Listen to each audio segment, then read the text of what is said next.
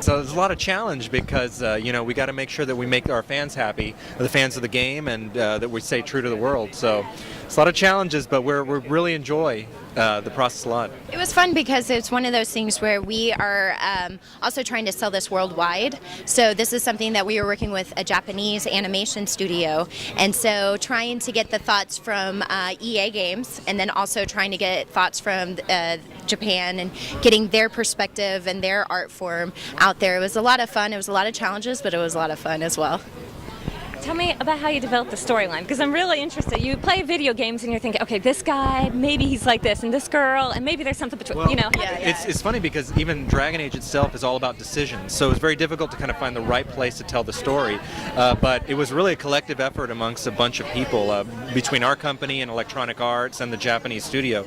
We all had to get together and really decide where the good place to tell the story would be. They loved the idea of using a strong female character as well.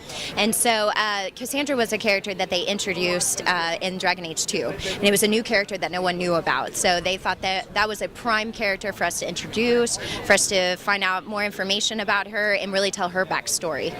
We started writing it. It came to me as a short, and then after doing the short and talking to Charisse and Eric, we decided to take it to a feature afterwards. And I'm not sure if I can talk. Charisse can talk more about the production side of it. Like what? I'm trying to make sure I think you answered the question, but yeah, he pretty much answers it. It was a short at first, and we have a script ready for a full length. We just need $250,000. If you have it, donate to the cause. Where's the Kickstarter campaign? Is it Kickstarter and Indiegogo? Which one? We're gonna go Indiegogo, and then we'll put it up on the website and Facebook. So everybody please follow us on Facebook and follow us on KissedByTheDevilMovie.com so you can see it and donate. So how much of a terror was Candace Arian to work with on set? She was terrible. Oh my God! No, she was she had the whip and she was. Speech. Yeah, Candace is great. she ruled with an iron fist. She is like, she's the probably the best AD that Dallas has to offer. I mean, you're talking about keeping us on track and saying, we didn't have lunch yet. We gotta hurry up and go. Yeah, she's one of those. We love She's the glue that holds it all together. Yeah, gotta have her for every one of them. Yeah. So do you like getting grilled on this side of the carpet for a change, Candace? It's interesting. It makes you a little nervous. I'm like, oh, I know how they feel now. I'll work a little harder. Morgan, I heard that you just walked away with a little piece of hardware recently. Talk about your award you just won. It was awesome being in LA and getting to be in a festival. It was just so much fun, and getting lost up in the mountain, going to see the Hollywood sign. And when I got the award, I kind of did my speech from my heart. And so, like, when I said, this is awkward, I wasn't really expecting me to say that. So I was really surprised. And then people came up to me afterwards saying, that was an awesome speech, Morgan. And I was like, oh my God. How many films have you acted in? I was an extra, and I'm Gabriel with her and Gavin, actually, and I'm in this one called Static. And I've also been in some TV shows, but those aren't in film. I don't know any of others that I've done, but I hope I will be doing some more short films up here. So. Talk a little about working with Morgan, because I'm talking to her for 15 seconds and I can see pose and composure that half the people walking this carpet don't even have. So talk a little bit about your co-star. You're so right. Well, like she said, we worked together, and I am Gabriel, and it was pretty cool because we actually have a picture together where we look like we could be related. So then when they were casting Static, they're like, y'all actually look related. So she's everything that you would imagine. She's delightful and such a professional and so good. And just, I mean, she had some emotional scenes and totally bore her heart out. It was really pretty fantastic. And we had fun too. We were pretty silly most of the time. Not only red carpets, but interviews at festivals in general. It's almost like therapy sessions in a way, wouldn't you think? Well, at its best, because I think that's what's interesting is when people ask real questions. I mean, I think most of the time it's like, the line of questions that you hear, people answer on everything, and frankly, it's like, if you want to hear that, you could Google me and then, do that. Or you see the sort of like, banal talk shows, which are funny, but, nobody's really asking any hard questions. Substance, and man. it's promoting film. And I want to promote the film, don't get me wrong, and I want to promote myself.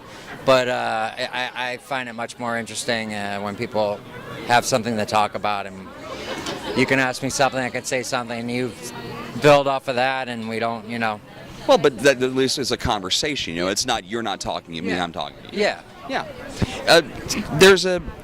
There's a bit in Compliance where the whole film just kind of turns on itself, and it really changes people's perceptions. Have you had a chance to sit in with an audience and just like sit back and watch people soak the movie in and watch it change their perception of what they're watching? Yeah, so I assume you're talking about when I'm sort of revealed. Mm-hmm. So I saw the film once with just a small audience of people who worked on the film, and I was really knocked out by it. I hadn't seen any of it since we filmed it, and that was almost a year apart. Wow. And then I saw the film at the premiere at Sundance, and it was the entire experience was actually sickening for me.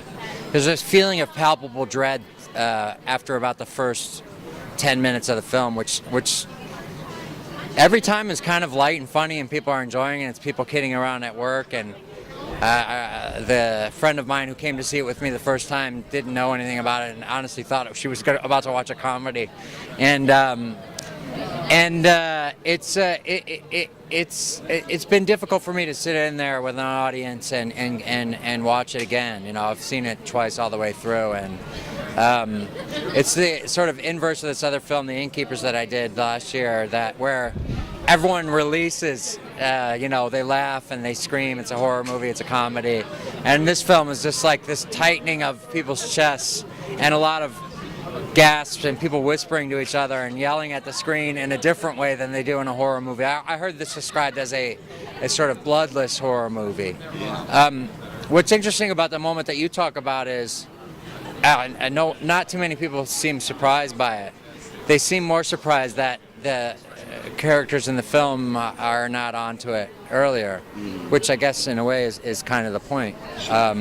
Why didn't these people know better? But we can't really say we weren't there. The best we can do is try and figure it out, which is what we're trying to do with the movie. You know, it seems sort of obvious, or at least, you know, maybe you check first. But well, I mean, we try to, you know, interpret movies in certain ways, and you always try to figure out who done it or figure out where it's supposed to go. And I think that almost cheats the film, because if you're trying to second guess where it's going, then really you're doing yourself a disservice as a viewer. Yeah, I think there was a decision on Craig's part at some point to say, the twist isn't really that who this guy is. The twist is how many times he did it, and that it happened before. And you know, it was always a question of how soon or how late to reveal. The other film that we did together, Great World of Sound, he reveals this sort of scam in the very first frame of the film. And you know it in the trailers going into it as well. Yeah, because he doesn't want people concerned with what the twist is going to be. He wants people concerned with the human beings and the interactions and the dynamics and what's going on. I think if you're too focused on what the payoff is going to be, you're not really there for the ride, you know. You lose the plot. Yeah, and I think it's a really smart thing that he does. I mean, I think it's unusual and it's risky, because some people, you know, have said, you know, both when he was making it and since it's been shown, you know, oh, you give it away, and he's like, well, I'm not making an M. Night Shyamalan movie, you know. I'm making a movie about people, and I want you to know, because I want you to be able to fully judge the situation, you know, and I want to know what you think about it. One more.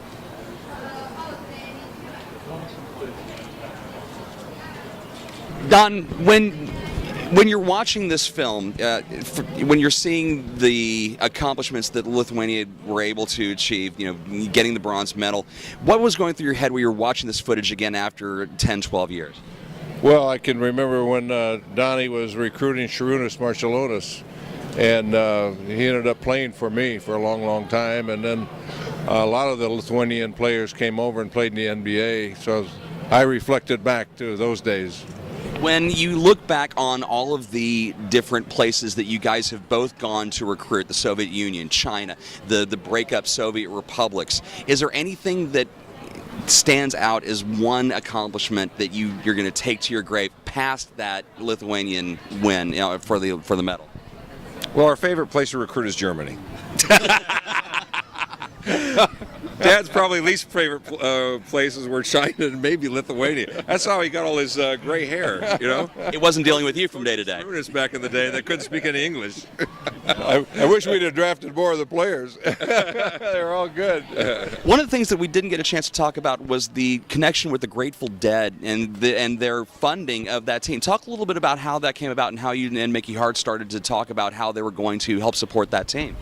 Well, in the Bay Area, you know, it's not the Beatles and it's, you know, not the Rolling Stones. It's the Grateful Dead. And when Nellie and myself, you know, started, you know, with the Golden State Warriors, it was almost a rites of passage. So we went to concerts and such. And when the Soviet Union broke up and Lithuania became its own republic, Sharunas and myself as an assistant coach were looking for funding. The Grateful Dead read about us, our plight, trying to, you know, do all these nickel and dime speeches for $100 a whack, and called us over, and they wrote a big check, and they sent us a bunch of tie-dye T-shirts just like this one, and the rest is history. It's rock and roll meets professional sports meets the Olympics, and it was an amazing ride, a long, strange trip. When you see the reaction that people are having for this film, really briefly, because I know a lot of people want to talk to you guys, fantastic reception at Sundance, centerpiece screening here tonight. What's going through your minds as you're getting ready to have another screening here in Dallas? Well, the reaction has been amazing, and you know, the audiences at Sundance, you know, loved. It's been very humbling, really, because when I first set out to make this film, yeah, I'm Lithuanian background, and I grew up here in the States, but I didn't know if anyone would really care about this story, about this little country that a lot of people haven't heard of. But when I started telling people about it, and I talked to John, who ended up producing the movie with me, they really responded to the stories and the story of freedom and the very universal messages that are much bigger than this little country. It's, you know, it's a classic sort of David versus Goliath story about independence and freedom and finding your cultural identity. So, you know, people from all types of backgrounds, and you know, you don't have to be a basketball fan to like the movie. You know, you don't have to really be a Grateful Dead fan to like the movie, but those things all help. You have those to be help. a human being, exactly, to like the movie and love freedom. So yeah, we're very excited to have it here at Dallas and see how the audience reacts here, and I think it'll go very well. So yeah, no, I mean, it's a cliche, you know, to say a story, you know, jumps from sports page to the front page, but this is really one that it does, and there's no artifice. It's true. You know, this really happened. So couldn't have scripted it. Exactly.